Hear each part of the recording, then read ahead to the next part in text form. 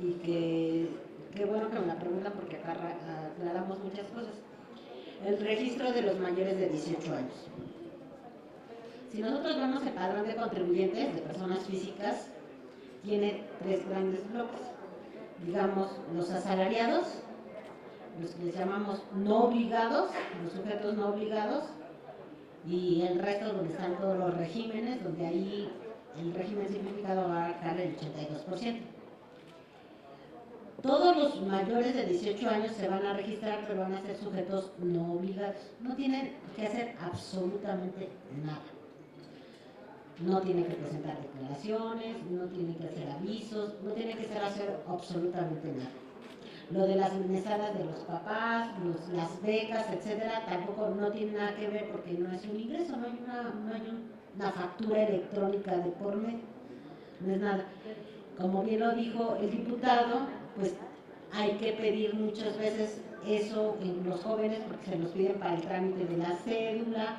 Pues si el papá le deposita en una cuenta bancaria, también tiene que abrir una cuenta bancaria, necesita su registro federal de contribuyentes, etcétera. Entonces es un servicio que muchos jóvenes y a medida que va avanzando la sociedad es necesario, y la obligatoriedad tiene dos objetivos muy concretos.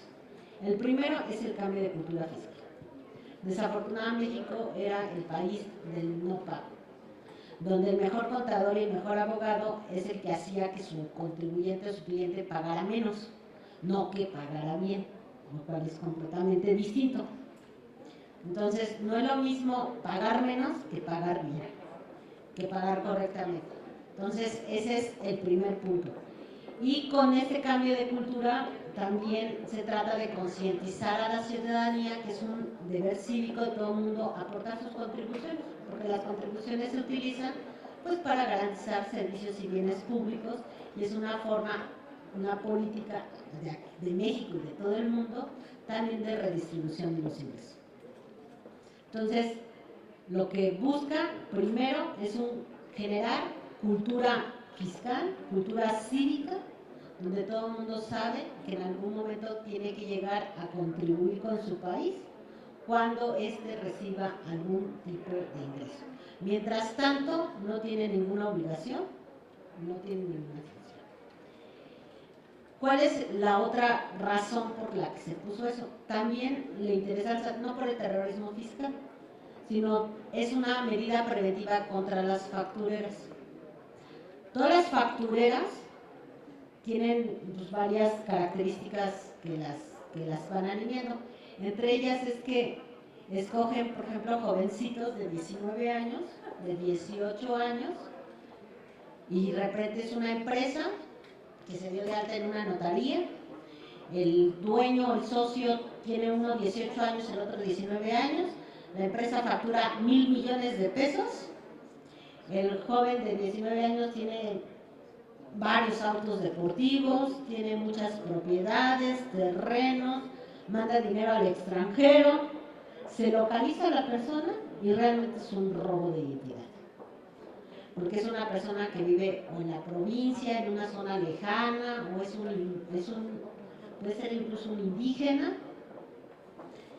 y en el mejor de los casos. En el peor de los casos, la dirección es la nada, a la mitad de una carretera, entre una población y otra, que hay 2-3 horas de camino, y no hay absolutamente nada ahí en la zona. Y la persona, si se llega a localizar un homónimo, otra vez, es una persona de escasos recursos, a veces ni siquiera tienen la primaria, y pues ellos ni siquiera saben que existe cualquier otra cosa, ¿no? Entonces, el registro también va a ayudar a evitar el robo de identidad, porque entonces cualquier abusivo que utilice los datos de una persona para generar empresas, porque también lo que hacen es que toman estas empresas y los meten en nómina. Entonces, hemos identificado empresas fantasmas no mineras, les decimos, porque estas empresas no mineras tienen una nómina de 100, 200, 300 personas, son muchas, muy chiquititas, y la misma persona se repite en una empresa que está de alta en Jalisco, o en Quintana Roo, o en Chiapas, o en Tabasco, o en Mexicali. y la misma persona trabaja de tiempo completo en diferentes. Hemos encontrado trabajadores que trabajan, o sea, personas de 18 años, 19 años, que trabajan hasta en 200 o 300 empresas de manera simultánea. Entonces, eso obviamente es un error cuando vamos a ver quién es esta persona que aparece en tantas empresas. Pues otra vez llegamos a que es una persona de muy bajos recursos, que vive en una comunidad muy pobre y que no hay manera de acreditar porque difícilmente tiene a veces energía eléctrica o siquiera menos una computadora. Y vive en zonas que ni siquiera hay a veces internet. Entonces, lo que buscamos también es dar mayor certeza y cubrir un poco de seguridad en el robo de identidad. Porque cuando una persona se registra y tiene su biométrico y da sus medios de contacto y da un buzón, pues toda la información llega al buzón. Y entonces ya no hay manera.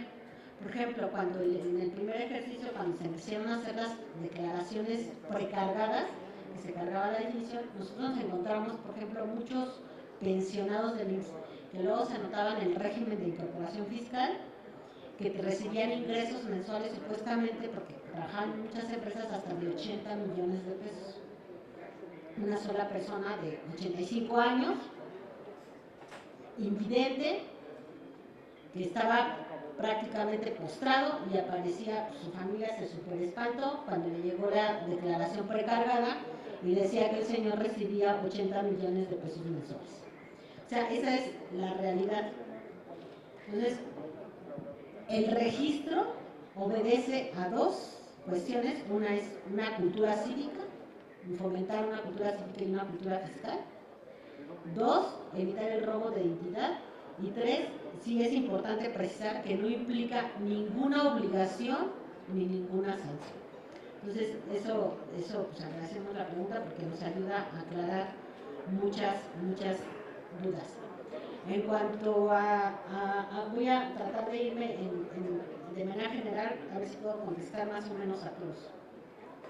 Alguien nos comentaba sobre, a ver, aquí, que no voy viendo, mejor no me lo pongo. Lo del cumplimiento de la obligación fiscal, porque se agregó la parte de seguridad social. Como ustedes saben, el IMSS es una autoridad fiscal y el Código Fiscal también establece procedimientos para todas las autoridades fiscales. Entonces, como el IMSS es una autoridad fiscal, pues también se agregó la opinión de cumplimiento. Desafortunadamente, durante muchos años, la opinión de cumplimiento es de chocolate. Les voy a decir por qué y todavía tenemos ese problema. La opinión de cumplimiento, cuando nosotros llegamos al SAT, lo único que decía es que si habían presentado la declaración o no. No decía si presentaron la declaración, si pagaron, porque incluso presentaban la declaración, implicaba un pago del impuesto, pero no se pagaba el impuesto. Pero además no tiene otra cosa adicional. Por ejemplo, si hay una auditoría y ya está un crédito determinado, no está. Si no deben cuotas de seguridad social, no está. O sea, simplemente se limitaba a la presentación de la declaración. Ni siquiera si estaba bien, si estaba mal, si estaba pagada, si no estaba pagada, no incluía otro tipo de créditos. Entonces, en la medida que nosotros hemos podido, hemos incorporado algunas reglas en los sistemas para que considere realmente lo que es una opinión de cumplimiento positiva, porque una opinión de cumplimiento se entiende pues que hay que pagar los impuestos, y si paga los impuestos que los pague bien.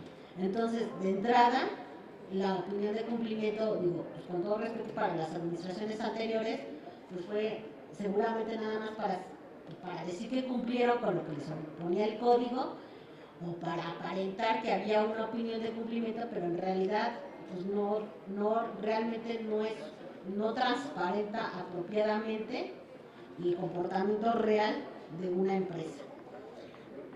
Con relación a qué ha pasado, y nos preguntaban con relación a los incentivos fiscales para las entidades federativas, han crecido. Miren, les platicamos muy rápido. El SAT es como el brazo ejecutor de la parte de la coordinación fiscal con las entidades federativas. La ley de coordinación, y se hacen además convenios con todas las entidades federativas, que es donde provienen los incentivos fiscales. El artículo 3b establece que el 100% de la recaudación que se obtenga del impuesto sobre la renta por concepto de nómina del personal de las dependencias de entidades federativas, tanto estados como municipios, que se ha pagado con sus ingresos propios, pues se les devuelve, se acredita, eso es un incentivo. ¿Qué quiere decir eso? Por ejemplo, muchos estados y muchos municipios que se encuentran en una posición complicada, si nos pagan con recursos propios sus adeudos, ese se va 100% de vuelta a la entidad. Es un incentivo que es 1 a 1. Es más, les damos un tip. Si lo presentan antes del día 9, el día 25 del mismo mes, se les está regresando. Ni siquiera hay flujo de caja para el Estado, porque lo que tiene que pagar en el mismo mes lo saca antes del día 9 y lo recibe después del día 25. Tiene cero impacto en el flujo del Estado, pero sí genera incentivos fiscales y sí genera depuración de los adeudos de las entidades federativas. Luego, aparte, el convenio de colaboración, eso es nada más con ley de coordinación fiscal. El convenio contiene otros beneficios. La cláusula 8 dice, consiste en delegar mensualmente a las entidades federativas un determinado número de contribuyentes omisos en la presentación de sus obligaciones fiscales para que se les requiera la presentación de sus declaraciones. Es decir, si hay un documento deductivo y ellos nos ayudan a incorporarlo, lo que se obtenga participa en un 100%. Luego, hay otra cláusula que dice delegar a las entidades federativas créditos fiscales de los entes públicos y de gobierno, así como de sus contribuyentes de personas físicas y morales para que realicen la cobranza. Ahí se les participa con un 75%. En la cláusula 18 dice, delegar en las actividades en la administración fiscal obteniendo las siguientes participaciones: 100% de las multas, 100% del resultado de las revisiones con relación a las omisiones de IVA y ICR y 70% del monto de los créditos fiscales que terminan en materia de IVA y ICR. Como ven, la participación mínima es del 70% y hay varias del 100%. De todos estos beneficios y incentivos fiscales, la verdad es que las entidades federativas se utilizaban uno. Son como 7 u 8 en total y solo utilizaban uno. ¿Qué hemos hecho nosotros? Hemos tenido reuniones con los gobernadores y ahorita hemos tenido reuniones con los gobernadores, algunos electos, los que nos han pedido reunión, pero los tenemos que convocar porque es que muchos todavía no han tomado posesión, y también con los municipios para explicarles cómo hacerlo. Y los hemos llevado literalmente de la mano. En el 2020, con la pandemia, nosotros empezamos a citarlos, pero la verdad es que no tuvimos recepción por parte de sus gobernadores. No se presentaron a las invitaciones que hizo el SAT. No todos, pero digamos que el 50% asistió al SAT y el otro 50% no asistió. Entonces, no pudimos capacitar a todos. Sin embargo, continuamos con este esfuerzo en el entendimiento que es una necesidad sanear las finanzas de los estados. En 2020, de incentivos económicos a junio, les voy a dar los datos que acabamos de presentar en la Junta de Gobierno del SAT y que presentó la OCEP, que por ahí anda, que es la que lleva la contabilidad, pero que derivan de esto que les acabo de comentar, que es el SAT quien ejecuta, es el brazo ejecutor de todos estos convenios. En 2020 a junio se habían dado en todas las entidades federativas 17,000 millones de pesos. El programa de este año de 16 millones había sido 16,000 millones. A junio, en lugar de 16,000, hemos dado 29,000 millones. ¿Eso qué quiere decir? Que hemos tenido